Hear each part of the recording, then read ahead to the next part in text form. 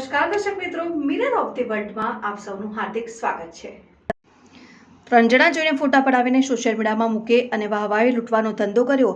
દશા માતાજીની મૂર્તિઓના વિસર્જનમાં લોકોએ રઝળપાટ કર્યા। લોકોને અહીંથી ત્યાં મોકલવા આમ કરોડો રૂપિયા લોકો ખર્ચે છે કોઈને પૂછ્યા વગર, અને આમ દશા માતાજીની મૂર્તિઓના વિસર્જન માટે તળાવને નાનું ખાબોચિયું જેવું બનાવ્યું। એટલે બાબતે મારી ગંભીર રજૂઆત હતી કે આગામી ગણપતિજીનો તહેવાર છે અને વિઘ્નહર્તા જ્યારે શહેરમાં આગમન થઈ ચૂક્યું હોય તેમના વિસર્જન ટાણે આ સમસ્યાનું ફરીથી પુનરાવર્તન ન થાય એ બાબતે ગંભીર રજૂઆત એટલા માટે હતી કે સત્તા પર બેઠેલા લોકોને જસ ખાટવાની હોડ લાગી છે।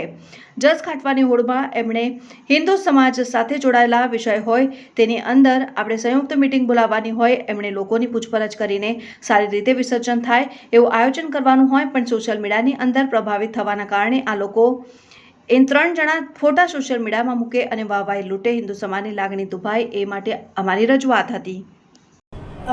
છેલ્લા એપ્રિલ મહિનાથી આપણે ચાલુ કરીએ, સત્તાધારી પક્ષ યેનકેન પ્રકારે ચર્ચા કરવાની ટાળવાના કારણે લાંબી તારીખો આપીને સભા મુલતવી કરતું હતું।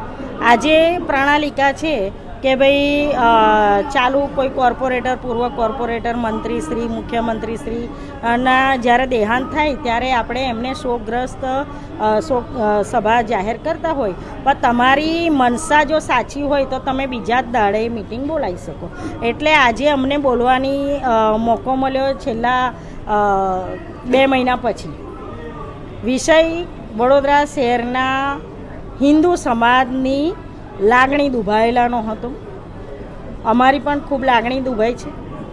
સત્તા પર બેઠેલા લોકો જે હિન્દુના નામે મત માંગતા હોય એમના રાજમાં દશામાની મૂર્તિઓના વિસર્જનમાં લોકોએ રઝળપાટ કર્યા, લોકોને અહીંયાથી ત્યાં મોકલ્યા।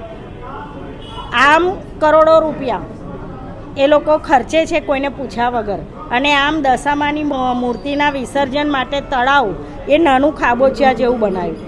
એટલે એ બાબતની મારી ગંભીરતા રજૂઆત એવી હતી કે આગામી ગણપતિજીનો તહેવાર આવે છે અને વિઘ્નહર્તા ગણપતિ જ્યારે શહેરમાં આગમન થઈ ચૂક્યું હોય ત્યારે એમના વિસર્જન ટાણે આ સમસ્યાનું ફરીથી પુનરાવર્તન ના થાય એ બાબતે ગંભીર રજૂઆત એટલા માટે હતી કે સત્તા પર બેઠેલા લોકોને જસ ખાટવાની હોડ લાગી છે। જસ ખાટવાની હોડમાં એમણે હિન્દુ સમાજ સાથે જોડાયેલા વિષય હોય એની અંદર એમણે સંયુક્તપણે મિટિંગ બોલાવવાની હોય, એમણે લોકોની પૂછપરછ કરીને સારી રીતે વિસર્જન થાય એનું આયોજન કરવાનું હોય। પણ આપ સૌ જોઈ રહ્યા હશો કે સોશિયલ મીડિયાની અંદર પ્રભાવિત થવાના કારણે આ લોકો ઇનમીન 3 જણા જઈને ફોટા પડાવીને સોશિયલ મીડિયામાં મૂકે અને વાહવાહી લૂંટવાનો આ ધંધો કર્યો, અને એમાં હિન્દુ સમાજની લાગણી દુભાઈ, એટલે મારી પણ લાગણી દુભાઈ અને એની અમારી રજૂઆત હતી।